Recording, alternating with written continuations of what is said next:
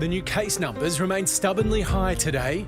There are 2,738 new cases. There were 6,062 cases of COVID-19 reported in New South Wales. Queensland recorded 1,158 new cases of COVID. Now turning to the coronavirus situation in other states and territories. But outstripping those figures, the number of Aussies who spent another day in isolation or queued up for a PCR test. I'm really annoyed. I've been here since 6:45. Today we've been here for 5.5 hours.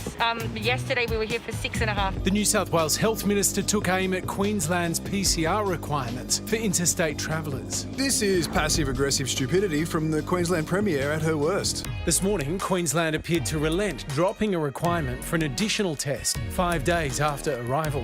In the last 24 hours, can show that we are only seeing about a 0.6% positive cases coming from those day 5 tests. And that means that the Chief Health Officer advised us that we no longer need to continue these tests.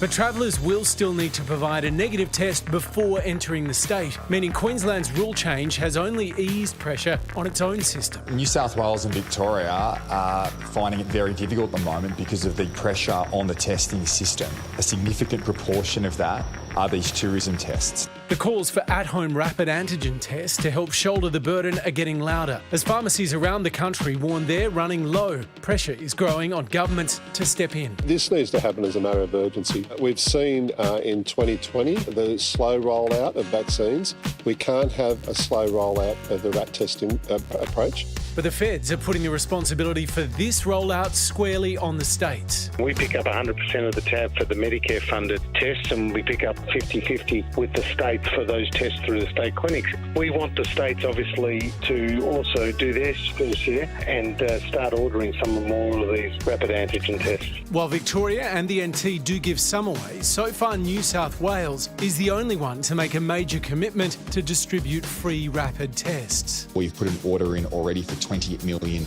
rapid antigen tests. My expectation is that they will be available by the end of January. But given how quickly the pandemic moves, can the system hold on until then?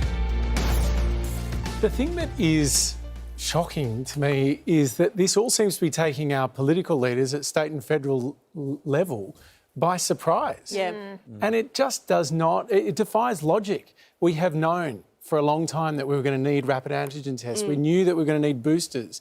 And yet there doesn't seem to be a delivery of RATs tests, in terms of what's available. They say that supply is not the issue. Yeah. There's millions of them. I think 2.9 million of them are going to aged care facilities around the country. There is this national medical stockpile.